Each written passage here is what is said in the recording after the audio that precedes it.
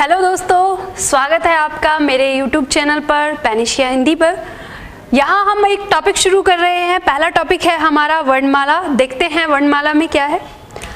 वर्णमाला आपका दो शब्दों से मिलकर बना हुआ है, वर्ण प्लस माला। वर्ण का शाब्दिक अर्थ अगर हम देखें तो ध्वनि होता है और माला का मतलब एक कतार में लगी हुई। तो हम कह सकते हैं, अगर हम वर्णमाला की परिभाषा को ध्यान में रखें तो हम कह सकते हैं कि वर्णों की एक लगी हुई कतार, या कह सकते हैं अगर हम परिभाषित शब्दों में देखें तो वर्णों के व्यवस्थित क्रम को वर्णमाला कहते हैं। यहाँ पे हम सबसे पहले थोड़ा सा वर्ण के बारे में जानने की कोशिश करेंगे।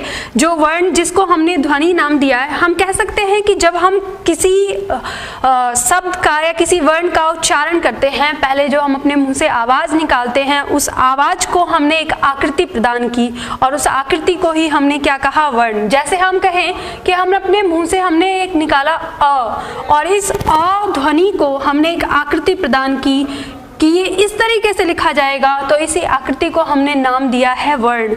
या कहें हम दूसरी ध्वनि निकालें जैसे क, तो ये हमने क को एक आकृति प्रदान की, इस आकृति को ही हमने नाम दिया है वर्ण।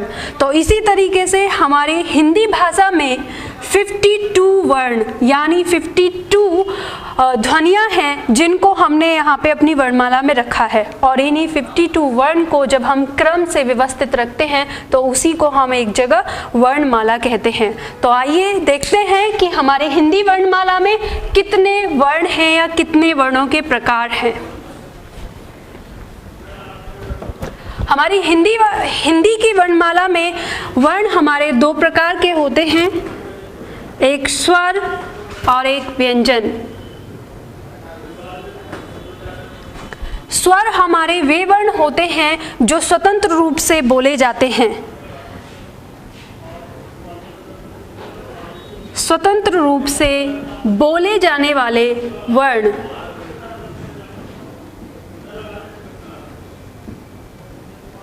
स्वतंत्र रूप से बोले जाने वाले वर्ण स्वर कहलाते हैं।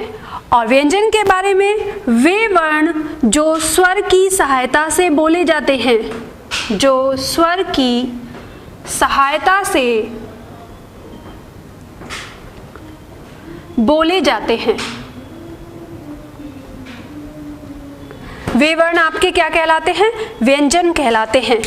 अब आप ये भी सोच रहे होंगे कि हमको कैसे पता चलेगा कि कौन से वर्ण स्वतंत्र रूप से बोले जाते हैं या कौन से वर्ण व्यंजन की सहायता से बोले जाते हैं। जैसे अगर हम एग्जाम्पल लें, जो हमारा स्वर है इसमें 13 वर्ण आपके होते हैं, जैसे आ,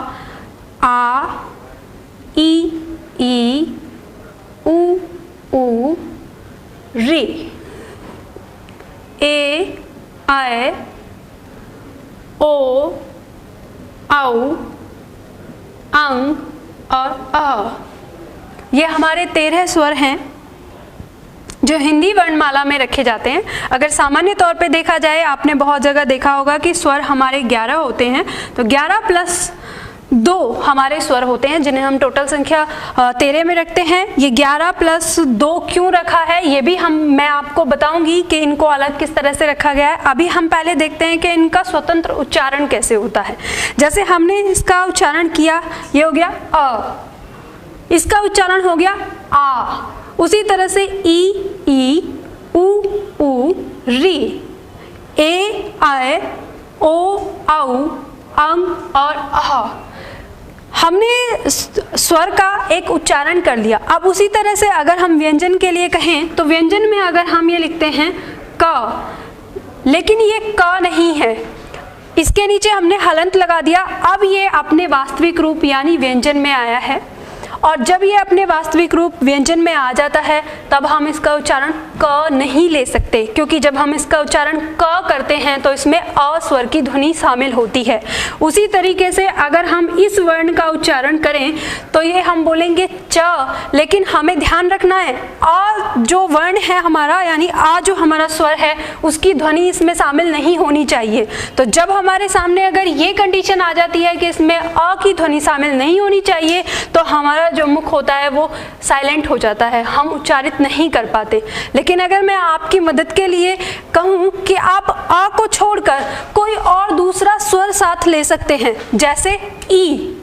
अगर आपने ई स्वर इसके साथ उच्चारित किया तो आप इसका उच्चारण अब ले सकते हैं। जैसे हमने क न कह के की कहा तो हम इसका उच्चारित कर सकते हैं। तो ठीक इसी तरह से अब आप समझ गए होंगे कि व्यंजन कैसे स्वर की सहायता से बोले जाते हैं।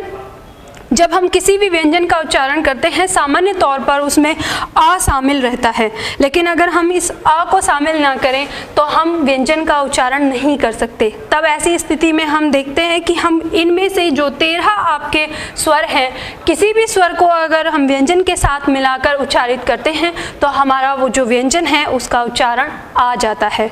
तो इसी तरीके से हमारी जो इन दोनों की परिभाषा है, स्वर जो शब्द स्वतंत्र रूप से बोले जाते हैं स्वर कहलाते हैं, और जो व्यंजन या जो वर्ण स्वर की सहायता से बोले जाते हैं वो व्यंजन कहलाते हैं।